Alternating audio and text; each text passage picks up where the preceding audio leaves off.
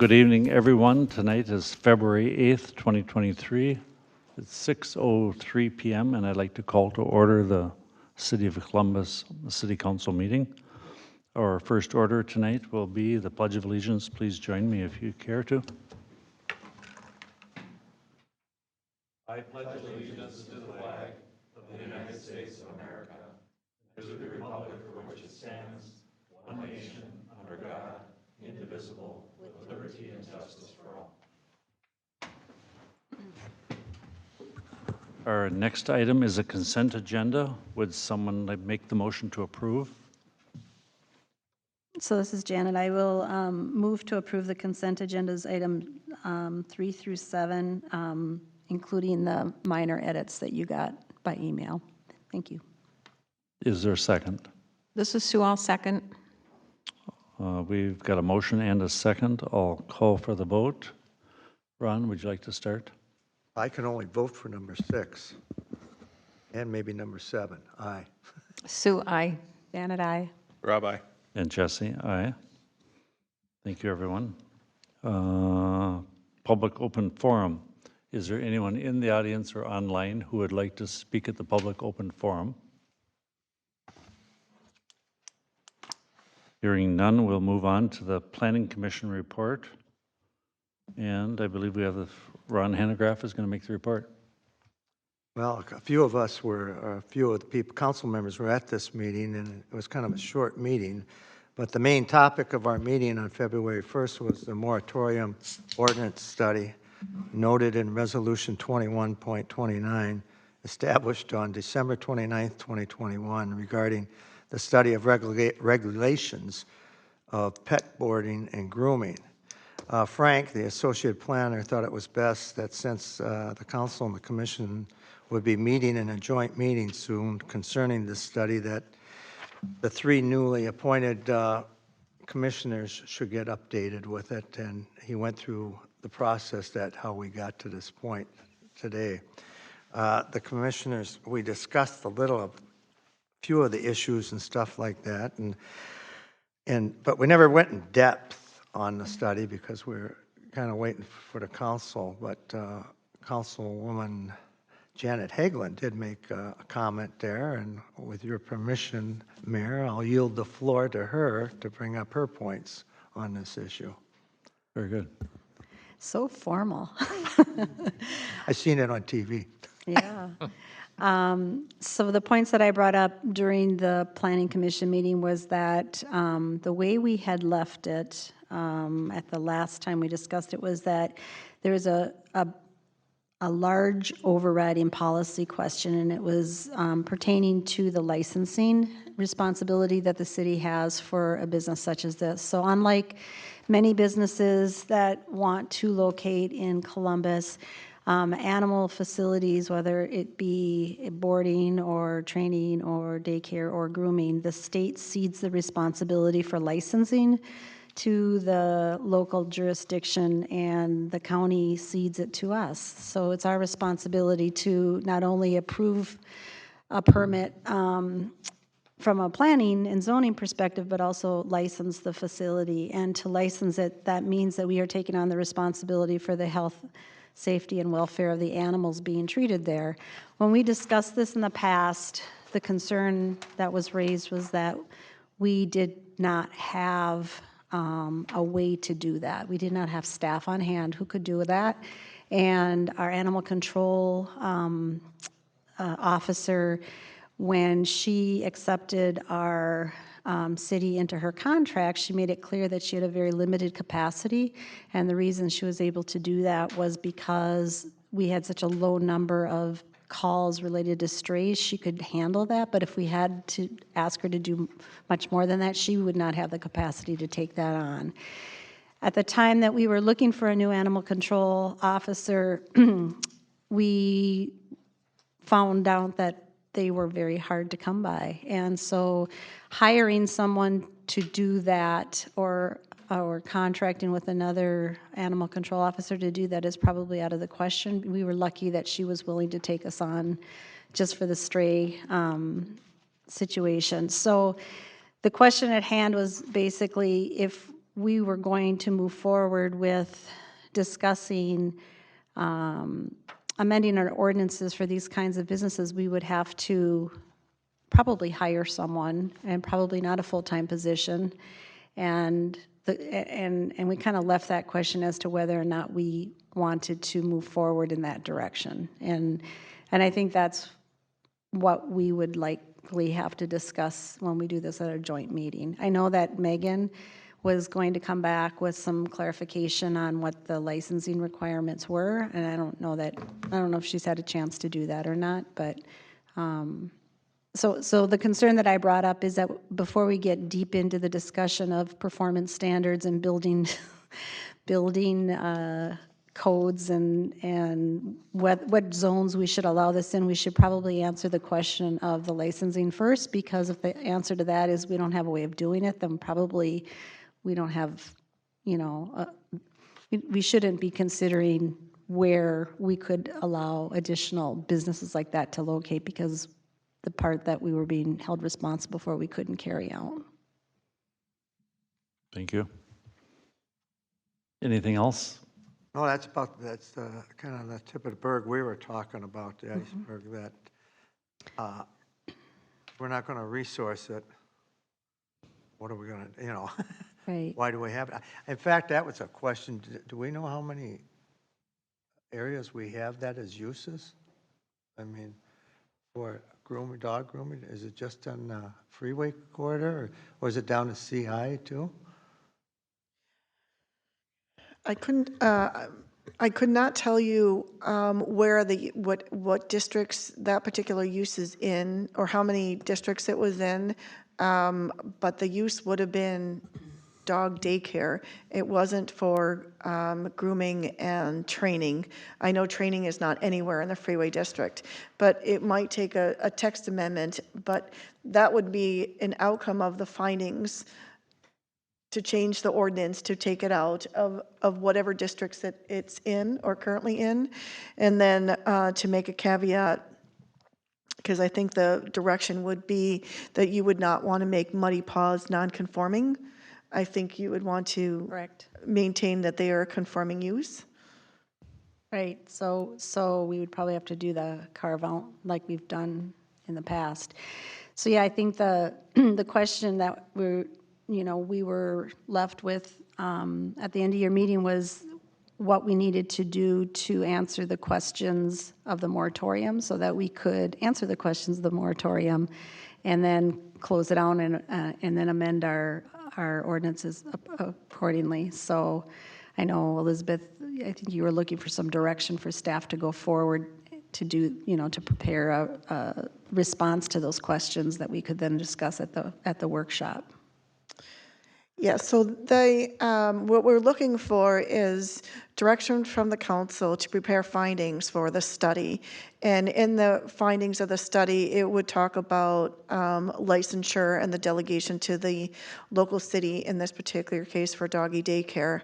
So based on the direction today, we would have the joint meeting, and perhaps Megan would attend that meeting, because that's what we need. We need the findings in order to conclude the study for a recommendation, and then the recommendations for ordinance changes, and then that would conclude the moratorium.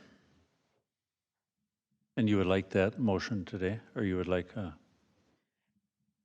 Yes, Is that Mr. a- Mayor, it should be in the form of a motion, since you're taking specific action on the study. Janet? So then I would move to direct staff to prepare findings of fact for the questions posed in the moratorium for discussion at our next joint Planning Commission and Council meeting workshop, which is the March 1st. March 1st. Is there a second? I'll second that. Ron? So it's moved and seconded. I'll call for a vote. I'll start with Rob. Rob, aye. Janet, I. Sue, I. Ron, aye. And Jesse, aye. Anything else that night? Well, just at the end, we just have made a comment, Frank made a comment. I don't know if a lot of you remember when I brought up the idea about the billboards and the ladder Yep. and being in the wrong place and the sign being off. Well, Frank that night had said that he had made contact with the Clear Choice, and they were going to check it out and get back to him. So maybe he'll have some data in a week or Some two. feedback for you? Yes. But anyway, that's an example about codes, watching what people are doing, because we wouldn't have said anything. He never, I mean, Clear Choice didn't do what they were told, or they said they were going to do. What they put up was totally different. So, Well, that's good. So Ron, that was on their access ladder? That was yeah, set their up? access ladder is blocking the Columbus sign, and the Columbus sign, I don't even think is the color it's supposed to be, but I could be off on that. Yeah, Frank said there was some changes in staff and misunderstanding, and they don't all match, but he said that he was working with them and that they agreed that they would make it right. Oh, well, that's good. I guess now you bring that up, I've noticed a couple of the billboards, and I'm not sure if they're that exact company. They just have orange Warner ladders laying on the ground. Oh, no, that's, No. I know which one you're talking Yeah. about. That's out front. Okay. Front, or whatever, what's the Yeah, name? I noticed it on the Out way front? today. And it's on 35E there, yeah. I see that ladder laying That's, there too. that's Columbus right there, yeah. Yeah, but I don't think that was the one, yeah, that was one of the ones they had to redo. But the ladder is, it's just garbage laying out there. Gotcha. But anyway, that was the conclusion of the meeting. All right, number 10, a gambling premise request on 17-245 Notre Dame, pages 1 through 8 in our packet. Mayor and council members, what you have before you is a resolution authorizing the Columbus Parent Teacher Organization to conduct excluded bingo and raffles. They've been doing this on a yearly basis for a many number of years. The forms have changed. It used to be that there were 2 forms. Now they've combined it into one. So the request is to have bingo and raffles on May 5th at the premise located at 17345 Notre Dame Street. In this particular case, the staff is recommending that you approve the resolution. They've done this before, and they've provided all the necessary paperwork. And what is the resolution number? 23. 01. All right. So I'll make the motion to approve Resolution 2301, authorizing the Columbus Parent Teacher Organization, CPTO, to conduct excluded bingo and a raffle at the premise located on 17345 Notre Dame Street. Is there a second? Rob, I'll second. It's moved and seconded. Any other questions, anyone? I'll call for the vote. Ron? Ron, aye? Sue, I. Janet, I. Rob, aye. And Jesse, aye. And Mr. Mayor and council members, at a very recent hour, we've also had a second request from Pheasants Forever indicating that they too would like to do an excluded raffle and for charitable gambling, and they've indicated that it is a hardship to wait till the next meeting, as they've already have dates that they want to sell raffle tickets and such. So I'm asking the council to approve the Pheasants Forever license for July 27th for a raffle. It's again a premise permit at 15201 Running Aces Boulevard, also known as Zurich Street. And in this case, the resolution format would be the exact same format as you see before you. The only thing that would change, it would be the name, and they are not doing bingo, it would just be raffles. If you're comfortable with that, then I would say I recommend approval for Pheasants Forever to conduct a raffle on July 27th at the premise at 15201 Running Aces Boulevard, also known as Zurich Street. And I would change the appropriate language in the resolution for Resolution 02.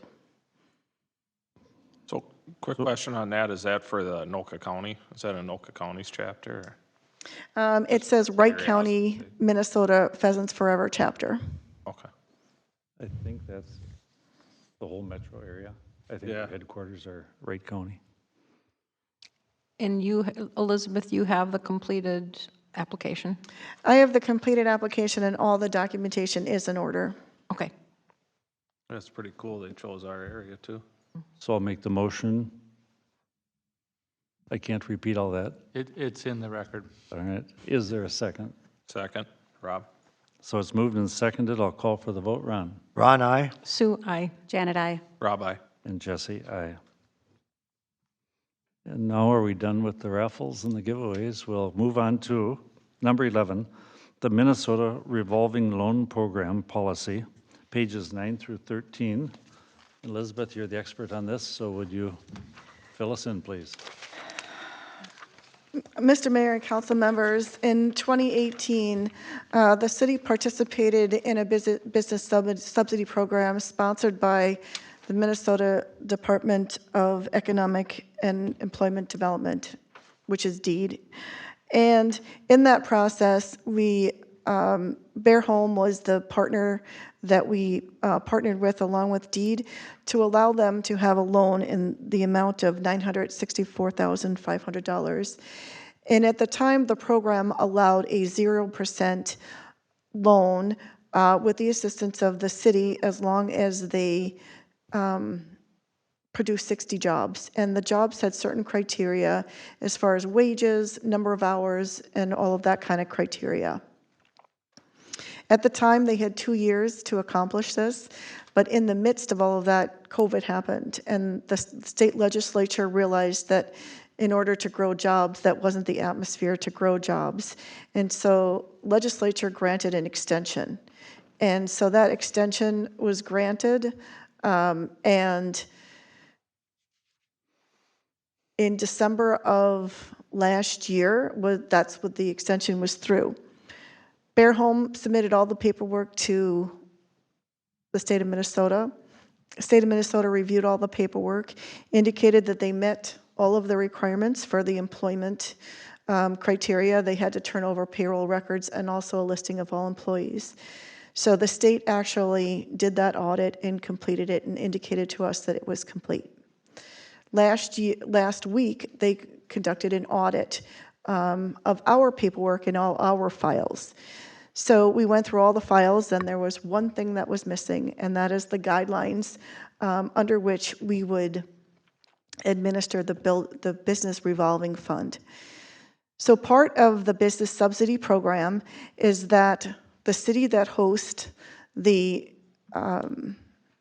Minnesota Investment Fund program for businesses, what happens is the state gives the city the money, the city in turn gives the money to, or the business subsidy to the business.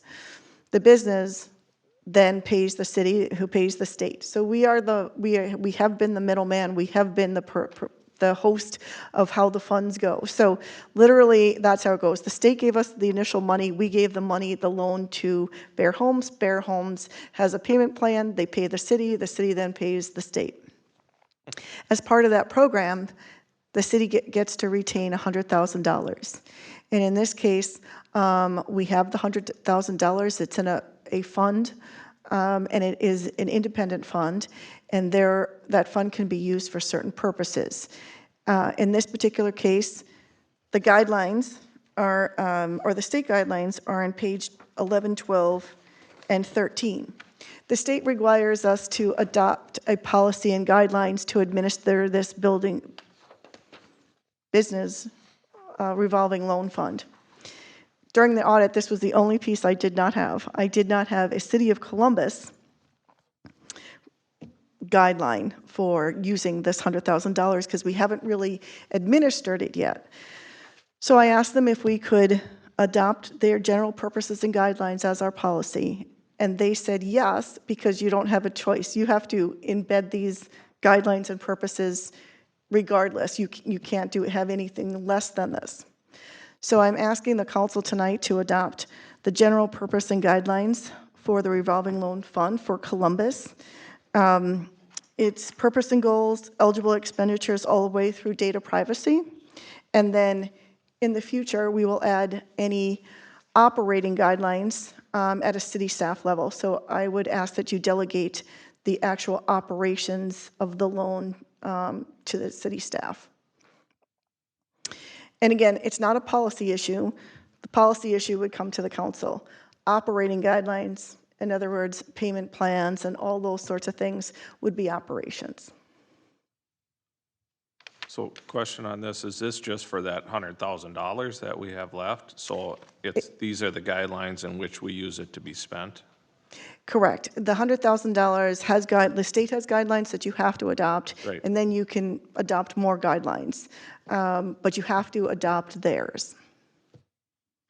So Elizabeth, this is, so you loan on $100,000, it gets paid back, then you loan on $100,000 or some portion of it. So that's the revolving part of it, right? So it's sort of in perpetuity? It is, it's in perpetuity, and yes, you can, you know, you can have a local guideline that you would not loan more than $10,000 out, or, you know, you'll only administer, you know what I mean, 10 loans a year. I mean, you can have other operational guidelines. The state won't dictate that, but the state will dictate eligible expenditures and those sorts of things, and you can't be less restrictive than they are. So we have to adopt their guidelines regardless, and then we can then further adopt guidelines in the future if we think that's necessary. Mr. Mayor and Council, just one comment. In some cities, this money has been used as seed money to not only prime business, but also as funds are available in the future that the city could decide to add to it. You know, if you find other funding sources to kind of grow, let's say the 100,000 works and you're happy with the way it works, then you could grow the fund over time. It doesn't have to stay at that amount. And I believe if we participate again in a business subsidy, we would then be eligible for the same program. So Bill, are you saying we could build that fund to be used for something else in the city? Is that kind of what you're saying? Correct. And I don't believe you're limited to the 0% loan. You would set the terms of the loan, the payback, and as the money comes back, the fund could grow either, you know, just over time by interest payments, or it could grow because you decide to allocate some of your EDA funds or other funding sources because you think the program's working as it was intended. My only point is it doesn't have to be capped at 100,000. That's kind of the starting point. Nice. But it has to be used to promote business growth, right? I mean, you Correct. couldn't use it for anything else. Right, that's right. Yeah. Very specific, job creation, retention, increase in the tax base, those types of things. So on that, I made a note here. I was at a Minneapolis Business Journal thing here last week. And Edina's mayor was there, and they're using, so instead of using tax increment funding, which I've felt everyone's fairly against here, at least previous to last election, they have something called, it's called like a spark fund is what they call it. Is that something that's similar? Like if say a developer came to us and they said, you know, we want to do this, but we don't want to put this road in, and we made a concession for them, could we use these funds to make that concession if they were to pay it back? Correct. If it was within the state's guidelines or any additional guidelines that you might establish, it is for supporting development, but it's specific development. I don't think it's just kind of any development that might occur. Sure. It's job-related or tax-based growth. And I think that's what theirs was, and I mean, it's quite a bit different. So what they were doing, Edina, is the city was buying up lots that were higher end or lower income houses and demolishing them. And then they would sell that land to a developer to be built up, and then they'd take those funds, and that's what their tax increment funding was. So it was money that they generated as a city. So I don't know if it's possible to be able to take, like, if it didn't go into the general fund from selling property, to put into that fund as well. You know, kind of inhibit, you know, people to say, oh, well, they got that fund, maybe we should go talk to them. I just wanted to make sure you understand, redevelopment is not on the list. It is not. Eligible projects, if you look on page 12, it's 1 through 9. So you have to stay within the guidelines of the projects, and you have to stay within the guidelines of the activities. Okay, So utilities and infrastructure on it, so you could build, road and infrastructure, but it has to be inside these projects. you know, I'm kind of thinking back to like when the apartment project and Ebert said, well, throw in the city sewer and water and we'll make the deal happen. If we could get that back on a loan from them, like, hey, we'll loan you the money, but you need to pay us back. I don't know if that's an option, and then that money goes back into that fund again. Yeah, we would look at that in terms of whether it would qualify as public improvements. In that case, of course, the public improvements were in, and so they were talking about special assessments, Sure, right? okay. Sorry, it's kind of a wild idea, right, but. No, I mean, they're thinking all good outside of the questions. box. They're all good questions. I think the deed programs are typically targeted at growing business and growing jobs. But there, as you can see from the eligible projects and the eligible activities, that can include infrastructure. So, let's say there's something along the freeway where the roads need to be improved or the sewers need to be upgraded. That would be an eligible expense. It would be a private loan, so it would be a loan to a private entity, but it might be the last piece of funding that's needed to make the project go. Good to know. So I'll make the motion to approve the City of Columbus, Minnesota Revolving Loan Program Policy 23-01 as presented in the general purpose and guidelines from the State of Minnesota memo and delegate any future operational guideline definement to the city staff. Is there a second? Rob, second. So it's moved and seconded. Any other questions or discussion? I have one other question. So do you need a separate motion you mentioned you needed to have additional, or we need to develop additional policy around this? So are you asking also for that to get assigned tonight, or is that a workshop topic? Mr. Mayor and Council, I think that is covered by the delegation of operational guidelines. The policy itself will look like what's in your packet. So we'll take the state policy and adopt it in. So we won't add on to it or change it in any way? You could certainly bring it back, absolutely. You could bring it back to a workshop. Once it's done, we just want to get it in place to meet the compliance. Right, no, I get that part. I Yeah. just wasn't sure. I think when we met earlier this week, Elizabeth had mentioned that you'd be looking for a couple of people, volunteers, to take on adding, and I didn't know if you wanted to try to get that assigned tonight, or you wanted to talk about it at the workshop. That'd be a separate motion. Yeah, and we can put this in place with the first motion. If you want to have a committee, looking at, future policies or definement in the future, we can certainly do that. But we have to adopt one, put one in place today, and then you can work on adding to that policy. And then staff will then put the operational components to it. And that will be like payment programs and things that, that are not really policy related, it's operational. And we would mirror what we're doing currently because we already have that system set up. Sure. Yeah, so that's a fair distinction. The policy amendments, if any, would come through the council. Right. I just didn't know if you had any in mind that you would like to see sooner rather than later and aren't included in what the state has. But we can talk about it at our workshop if there is. Nothing off the top of my head, but it doesn't mean that the EDA or others don't have further ideas, that you may want to use, because we have the money today. The money is in the fund. So if there is something that we want to further define because we want to promote it in some way, we would have to talk about it. Any other questions? If not, we'll call for the vote. Ron, aye. Sue, I. Janet, I. Rob, aye. And Jesse, aye. Engineers report. I have no report, Mr. Mayor. The city attorney report. Just a brief update on the legislative activities. We have a Senate and House file, so you can track the progress of the bill. The Senate file is 795, and the companion in the House is 1012. We're going to be meeting with, hopefully meeting with the Senate and House transportation chairs in the next week or so to see, we want to make sure it's a bipartisan bill.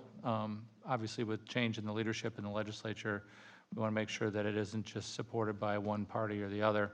So we want to get both sides of the aisle, and that's the reason to meet with the chairs to see what kind of authors can be added, co-authors can be added to the bill. But, so the good news is we've got a vehicle, and now we got to get it moving. Keep our fingers crossed, everybody. And if, I don't know if it'll work out, but perhaps Margaret Vessel would be here next meeting. I'm checking with her schedule just to give you, she likes to at least once a year get in front of you and just tell you what's going on up there. It's, I think I mentioned the last meeting, things are moving fast. Yeah. When you've got one-party control, that tends to clear some roadblocks, but we'll see. I think this bill is, the nice thing is it affects many small cities in the state and townships. So the vehicle that we're able to tack onto is something that not only helps small cities, but also small towns. So then you end up with that many more constituents, that many more constituent communities kind of pushing for passage. And as we get going in the session, we're probably going to do an outreach to all the communities that are affected and say, you know, call your, you know, we'll have a script and information, but, you know, the typical call your legislator, text your legislator if you have that information, or email them or whatever. So we'll be coming back to you at some point during the session and kind of lighting up those lights. Very good. All right. City Council and Mayor's report. Ron? I have nothing. Sue? I have nothing. Janet? Just a quick update on what's going on with Sunrise. So I think the last time I reported that we were kind of at a stalemate in terms of budget adoption and adopting the changes to the JPA. We still are. Bowser has responded back to our questions about them weighing in and helping unstick this. Their response was that they're going to wait to see what the cities do before they decide what they will do. But they did agree to facilitate another stakeholders meeting if we wanted them to do that. And I personally thought we've already had a year's worth of those, but you know, as long as it didn't slow things down too much, that would probably be okay. So there is one scheduled on March 1st in the afternoon. It doesn't conflict with our workshop. And this is actually going to be held at the Ham Lake City Hall. There's supposed to be their mayor and a council member from Ham Lake that will attend, which is the first time they've ever sent anybody from their council to anything related to the Sunrise. And the discussion and the issue that they have is the same for their participation in the Sunrise WMO as well as their Upper Rum WMO. So it'll be a big meeting because they're going to tackle that for both WMOs.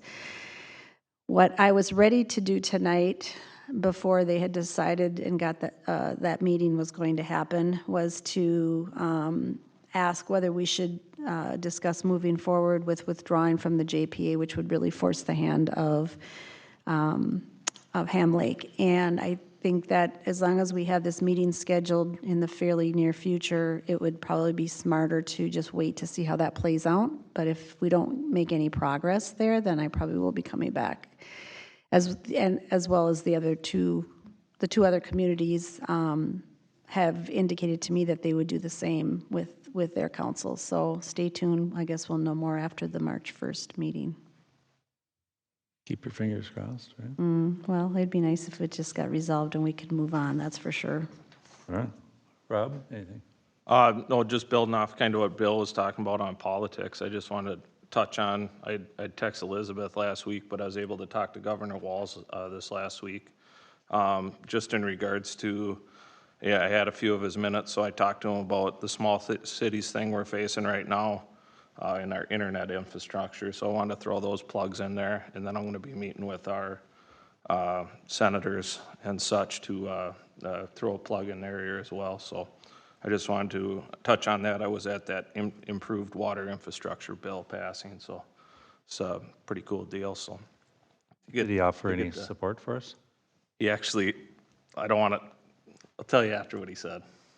So, but it was good, so Well, good news. that's all I got. All right, I have nothing special for tonight. Public Works, Jim? Public Communications Coordinator report. Just a quick reminder, I sent out a quick survey pertinent to your workshop next week. I have 2 responses, so if the 3 who have not had the chance to get back to me would have the opportunity to respond, I would appreciate it. What's the deadline? Tuesday, right? Is that when you guys are meeting? Yesterday? Next Tuesday, 6 days from now. All right. City Administrator's report. Elizabeth. Mr. Mayor and council members, I just have one item. The local Board of Appeals and Equalization meeting was set by the county, and it is now set for April 18th at 6 p.m.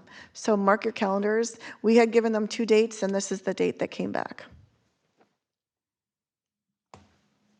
Mr. Mayor, I should have, I failed to mention that I will send tomorrow to the council the talking points for the bill. So when you're in places like Councilmember Bush was in, you have the, you have the notes. We're all up to date. So that was just done a day ago, which is final touches a day ago. It's just a 1-pager with an attachment, so it's very easy. But I thank you for your update because that triggered my my reminder to send it to you. Oh, And now, one other thing under the announcements. So next week, we do have our workshop, and we're a little off because the second Tuesday, when the first is on a Wednesday, we get a little off between our meetings, having the workshop the day before. So we're kind of in that mode right now. So 2 months in a row, we have the workshop the week after. But I just want to remind everybody that next week's workshop is both the EDA and council workshop. And so we have 3 different speakers. The Anoka County Economic Development Director will be in speaking with us. I do believe that the Forest Lake Chamber will be in to speak with us. And then also I have the representative from the cell tower also talking with us. So that's the 3 items on the agenda. And then we will also talk about the public open forum policy and any other questions that you have as far as on agenda items. Elizabeth, is the water ordinances part of that, or is that the workshop after? The stormwater wetland ordinances, the next step is public hearing. Oh, got it, okay. I have a question for Bill. So in our packet this time, which I didn't keep, there was like a little insert from the League of Minnesota Cities about the, I don't know, Cities on the Hill or whatever they called it. So kind of tag teaming off of what you were talking about, is that, I've never been to one of those, so I don't know if that's a forum where there could be some advocating for this legislation, but if there is, how do we formalize that? Is that something you have to formalize through the league to kind of put it on their list of things to do? Because it seems like that would be of interest to a lot of cities, and maybe that's, I think it's March 9th, or it's coming right up. Oh, good, City Day on the Hill, there you go. I don't know how it works, so I don't know if that's something we could leverage. We could. Let me check with our team whether we want to kind of ride on that date, or sometimes we'll create our own date. You know, if we get enough of a coalition of small cities, we would do kind of our Small Cities Day on the Hill and coordinate a number of stops. So let me see if which is the best route, because sometimes we get lost in the noise of all of the municipal issues. It's a good way to get to know people, though. It's a good way to, it's like speed dating. You just go from office to office and, quick. and have a lot of stops along the way. So let me check and see which way we should go. Okay, I mean, it just Appreciate it. seems like more exposure to the idea could only be good, right? Maybe Yeah. do both things. Yeah, and maybe that is the answer. Maybe we end up doing both. Okay. anything else, Elizabeth? I have nothing further. Thank you. I got a quick question, Elizabeth. Do you have any information on the eBiz Oh, Columbus, Columbus? Yes. yes. Columbus. Ella, myself, and Connor had a meeting, I want to say 2 weeks ago, further defining how we were going to update the Columbus business list and make sure we had some accurate information to give all of you. We looked at dates, and right now the tentative date is March 21st. And next week, we can talk a little bit about a few more details in that, but that's how far we got so far. And I still think that there'll still probably be about 65 businesses. One thing we'll talk about next week is, in the past, we've not included the residential zone businesses. So that way, if we did include those, it would probably add like 25. But it just depends on how you want to do that, because right now the business list only includes businesses in the business district, with 2 exceptions. Olson's is included on the larger Union Mean business list. And I can't think of the other one, but I know there's one other one that's on the list too. It's probably another one that has a CUP. It might even be Palumbo up on the corners, because they have CUPs and they're permanent. Okay. But something to talk about, because that would be an ad. Okay, thanks. You're welcome. Thank you. Anything else, anyone? If not, look on the back page of your packet. The EDA and council workshop is on February 14th, Valentine's Day at 5:30. So we'll try to talk fast and get home quick. And Planning Commission is on the 15th at 6 p.m. And then on the 22nd is our next council meeting at 6 p.m. So if there's nothing else from anyone, I'll take a motion to adjourn our meeting. This is Janet, move to adjourn. And a Rob, second? second. Moved and seconded. Rob? Aye. Janet, aye. Sue, aye. Ron, aye. And Jesse, aye. At